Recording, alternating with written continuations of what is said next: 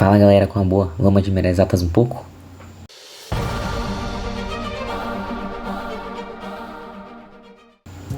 Pessoal, é o seguinte, essa questão aqui, apesar de não ter um que muito original, ela é de minha autoria. E eu a desenvolvi e ela foi utilizada em sala de aula para poder trabalhar o assunto que é necessário para resolvê-la. No entanto, eu utilizei em sala de aula, inclusive resolvi em sala, uma versão adaptada dessa questão que inclusive está aqui em cima. A versão adaptada, só que eu queria trazer a versão original também, que foi assim que eu desenvolvi a questão para me desafiar e que mais tarde eu acabei facilitando e adaptando para poder resolver em sala para todo mundo de forma mais didática. Só que aqui agora eu vou resolver a questão original, né, que é um pouco mais difícil, mas também nada muito assustador. A lógica das duas questões é a mesma, eu só adaptei para ela ficar mais palatável. E agora então eu vou estar dando início aqui à solução e eu tenho uma figura com a definição um pouquinho melhor para poder estar trabalhando. Vamos começar a ler o enunciado.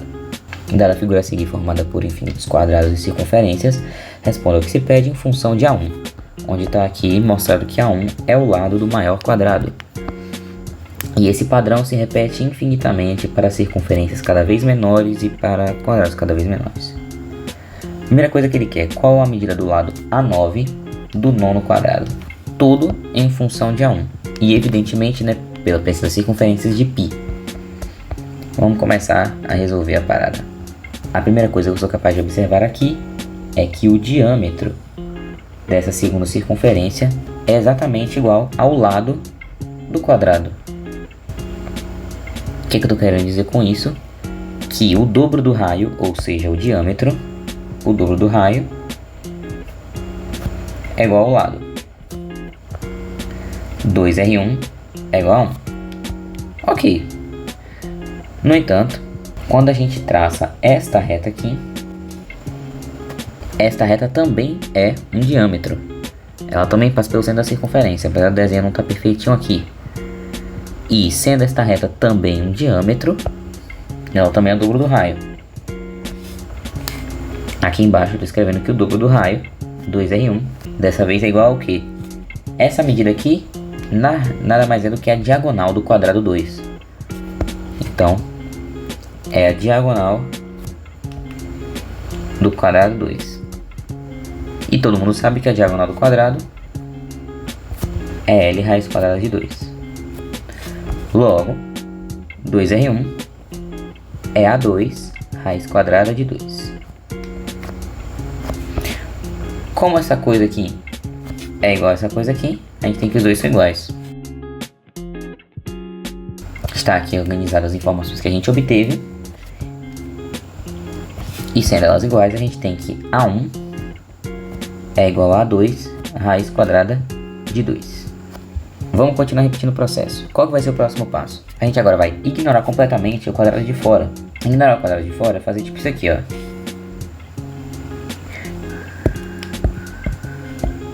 Pronto, ignoramos o quadrado de fora, estamos olhando só para o de dentro. Mas, peraí. A figura de dentro é igual a figura de fora. É a mesma coisa, não mudou nada. Eu vou até voltar aqui para ficar bem claro. Ok, está idêntico, nada mudou, é a mesma coisa. E para a gente garantir isso, eu vou fazer uma cópia aqui da figura e a gente vai trabalhar com ela sem o lado maior. E a gente vai fazer exatamente o mesmo processo. Dá pra ver por aqui que 2R2, ou seja, o diâmetro do círculo 2 é igual a 2. Outra coisa que a gente pode ver é que, mais uma vez, o diâmetro do círculo 2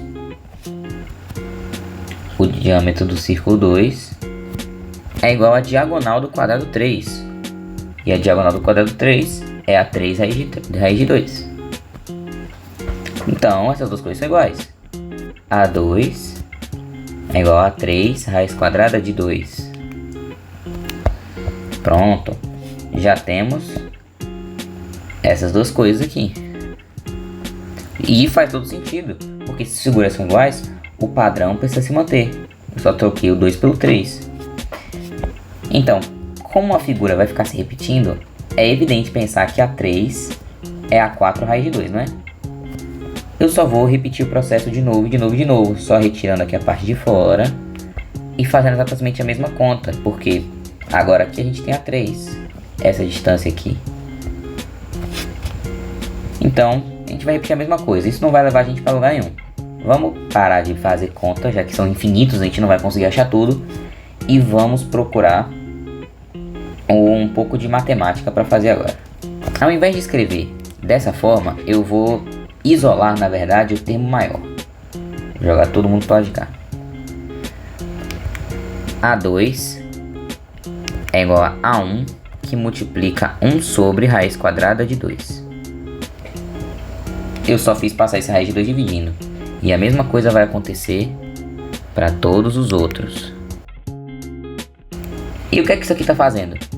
Se a gente induzir, a gente tem que AN é AN menos 1, que multiplica 1 sobre raiz quadrada de 2. Isso daqui é a definição de uma PG. O que é uma PG? A gente tem uma PG quando a gente tem AN igual a AN menos 1 vezes a razão, que é um termo sendo igual ao seu antecessor que multiplica a razão. Na verdade, a definição da razão de uma PG é justamente um termo dividido pelo seu antecessor, ou um sucessor dividido pelo termo, dá no mesmo. Então, se a gente tem uma PG, as fórmulas de PG valem. E dito isso, a nossa razão Q, ela é igual a 1 sobre raiz quadrada de 2. Que maravilha! Pronto!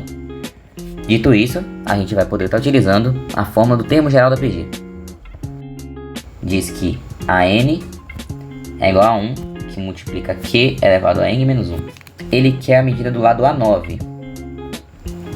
Então a gente quer A9 é A1, que multiplica a razão 1 sobre raiz quadrada de 2 elevado a 9 menos 1.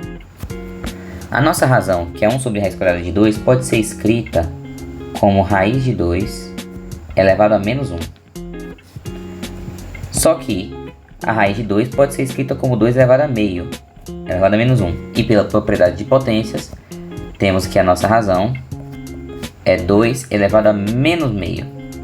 Isso vai facilitar nossas contas com aquele expoente grande. 2 elevado a menos meio. Vamos lá. 9 menos 1, que dá 8. A 9 é a 1, que multiplica 2 elevado a menos meio. E esse cara aqui é elevado a 8. Ótimo. Pela propriedade de potência, a gente vai passar isso multiplicando. A 9 é a 1, que multiplica 2 elevado a menos 8 meios, que multiplica 2 elevado a menos 4. E 2 elevado a menos 4 é a 1 sobre 16. A 1 sobre 16 está aqui a nossa resposta. Pronto, a letra A está completa. Vamos partir para a letra B. A letra B tem um enunciado muito confuso, mas eu vou destrinchá-lo para vocês. Se a iésima circunferência fosse a última, cessando o padrão do desenho, qual seria a área amarela correspondente ao quadrado de lado AI? O que é que isso quer dizer? Esse desenho se reproduz por um padrão infinito. Ele vai ficar se repetindo infinitas vezes. Vou até colocar o desenho aqui de novo. O desenho vai ficar aí se repetindo, se repetindo, se repetindo infinitas vezes. Ele pergunta o que acontece se o desenho parasse no número I. Num número I qualquer. Nesse caso aqui, se ele parasse na primeira, a gente ia fazer isso aqui. Pronto, parou na primeira. A gente vai calcular quanto mede essa área amarela. Pô, fácil. E se parar na segunda? A gente retira tudo isso aqui e vai calcular só a área amarela de dentro. Esses 4 pedaços. Porque ele pergunta a área amarela delimitada pela iésima circunferência. Nesse caso, como o I é 2, é a segunda circunferência. Estou mostrando exemplos de I igual a 1, I igual a 2. Se I fosse igual a 3, a gente ia remover, só ia sobrar 3 circunferências e a gente ia calcular só o valor dessa área amarela aqui que eu estou grifando. Desses 4 pedaços. Os de fora não, só o interno. Isso para I igual a 3. A gente tem que calcular esse pedaço para um I aleatório. E a gente vai resolver a letra B aqui agora. que eu preciso imaginar? Eu preciso fazer uma figura aqui, só que eu vou pegar uma parte aleatória dela. Peguei um pedaço aleatório e eu tô chamando este pedacinho aqui de AI, porque ele pede o I. Aí eu não sei quem é AI, não faço ideia, mas eu vou calcular quanto mediria a área amarela delimitada por AI, porque AI é o último, o desenho padrão. Eu vou calcular quanto mede essa área amarela aqui em função de AI. Primeira coisa, a gente tem que saber que essa área de amarelo, ela vai ser a área do quadrado menos a área da circunferência. Tá bem óbvio isso aqui, né? Você faz a área do quadrado menos da circunferência, você encontra a área amarela. Então, a área I, que é o que ele está pedindo pra gente, vai ser a área do quadrado I. A área do quadrado I é AI ao quadrado. AI ao quadrado. Menos. Agora, e a área da circunferência? Pi RI ao quadrado. Só que quanto que vale RI? Vamos de novo traçar aquela nossa retazinha bonitinha. Então, 2RI é igual a I. Então, RI vai ser AI sobre 2. Show! Então, a área vai ser π RI ao quadrado. Só que π RI ao quadrado vai ser AI sobre 2 ao quadrado. Sobre 4. Vou colocar o AI em evidência. AI ao quadrado em evidência. 1 menos π sobre 4. Muito bem, já temos a expressão. Já deu uma facilitada. Só que nosso problema não está completo. A gente precisa expressar isso em função de A1 e não de AI. Eu não sei quem é AI. Eu posso colocar apenas em função de I e de A1. Não posso usar o AI aqui aleatório. Então a lógica agora é descobrir AI em função de A1. Só que o AI é um lado do padrão do desenho. Então eu posso utilizar mais uma vez o termo geral da PG. AI é A1 vezes Q I menos 1. Isso daqui a gente pode utilizar com certeza. A gente chega na nossa conclusão final de que a área delimitada por I vai ser o nosso A1, que multiplica 2 elevado a menos meio, tudo isso elevado a I menos 1, vezes 1 menos π sobre 4. E esse cara aqui é o quadrado. Pronto. Eu peguei só o AI e substituí aqui dentro. Esse daqui é o AI. E como ele está ao quadrado, a gente tem o nosso quadradozinho aqui fora, que não pode esquecer dele. Vamos desenvolver um pouquinho mais. Não está muito bonito. Vai ficar A1 ao quadrado. E aqui, pela propriedade de potência, vamos ter 2 elevado a menos meio vezes I menos 1 vezes 2. Esse 2 vai cortar com esse meio aqui. E esse menos 1 a gente pode distribuir. Vai ficar 1 menos I. 2 elevado a 1 menos I. Tudo isso que multiplica 1 menos π sobre 4. Pronto, que maravilha. Encontramos aí a resposta que a gente estava procurando. Apenas em função de A1 e de I.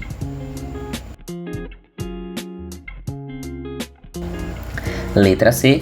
Qual o valor das infinitas áreas amarelas? O valor das infinitas áreas amarelas vai ser o somatório infinito, né? Do AK. A gente pode chamar até de AI, né? Assim. Pronto, a gente só precisa pegar essa fórmula, substituir para I igual a 1, depois para I igual a 2, I igual a 3, I igual a 4. E obviamente a gente não vai fazer isso de jeito nenhum. Não faz o menor sentido fazer isso. Qual vai ser a nossa estratégia aqui? A nossa estratégia vai ser o seguinte: eu vou trabalhar um pouco mais nessa expressão para mostrar uma coisa para vocês que na verdade é bem óbvia quando você observa o problema numa visão externa. Quando você tem uma subtração no expoente, você pode transformar isso em uma razão. 2 sobre 2 elevado a i. 2 elevado a 1 sobre 2 elevado a i. Pronto, que multiplica 1 menos π sobre 4. Eu vou colocar esse 2 elevado a i lá no fundo da expressão, só que para fora. Vezes 2 elevado a menos i. Com a expressão um pouco mais tratada, eu vou separar quem que seria a1 vezes 2 elevado a menos 1. 2 na primeira com 2 na menos 1 ia cancelar. A gente ia ter a1 ao quadrado, 1 menos π sobre 4. Esse é o valor de a1. O valor de a2 ia ficar a1 ao quadrado vezes 2, 1 menos π sobre 4, 2 a menos 2. Nesse caso, a gente pode cancelar isso aqui. Esse 2 a menos 2 é 1 sobre 2 ao quadrado. E esse 2 vai morrer com o quadrado.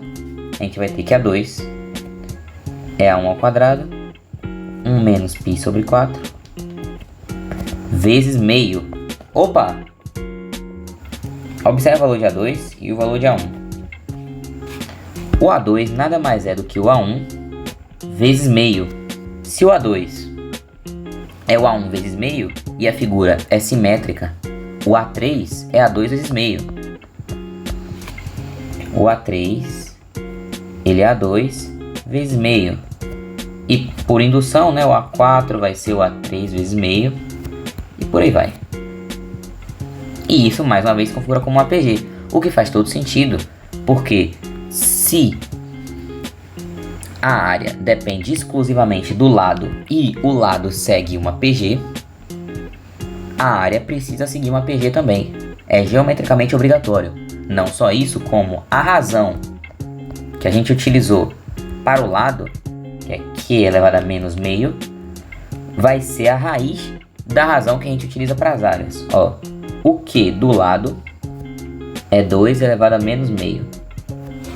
O q da área é o q do lado elevado ao quadrado. Justamente porque a gente está falando de áreas, que são duas dimensões. E foi o que a gente aconteceu aqui. Anteriormente a gente estava multiplicando por 1 sobre raiz de 2. Aqui embaixo a gente está multiplicando por 1 sobre 2. E 1 sobre 2 é 1 sobre raiz de 2 ao quadrado. Apenas uma curiosidade aqui.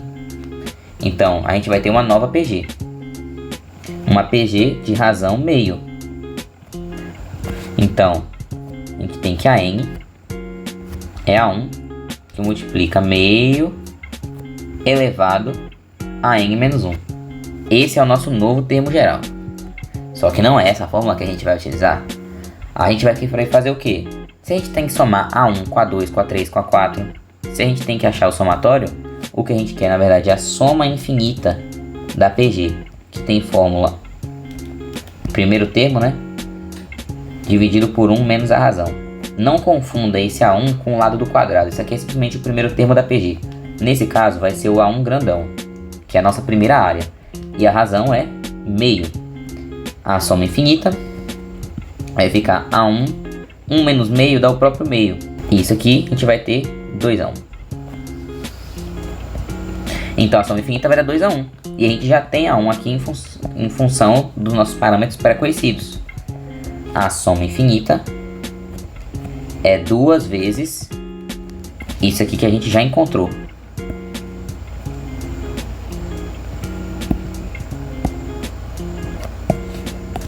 E aqui está o valor da nossa soma infinita. Fácil demais.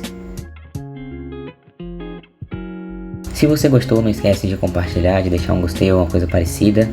E se você estiver fazendo qualquer questão que tenha uma geometria do infinito, eu recomendo muito que você fique sempre com o olho atento para progressões geométricas, porque a nível de ensino médio, eu posso dizer que 99,9% das questões que vão envolver uma geometria do infinito vão trabalhar com a progressão geométrica. Aí, se você já estiver no nível superior, você já vai ter questões de integrais que vão dar muito mais trabalho, mas não é o escopo dessa questão, é uma parada muito mais simples.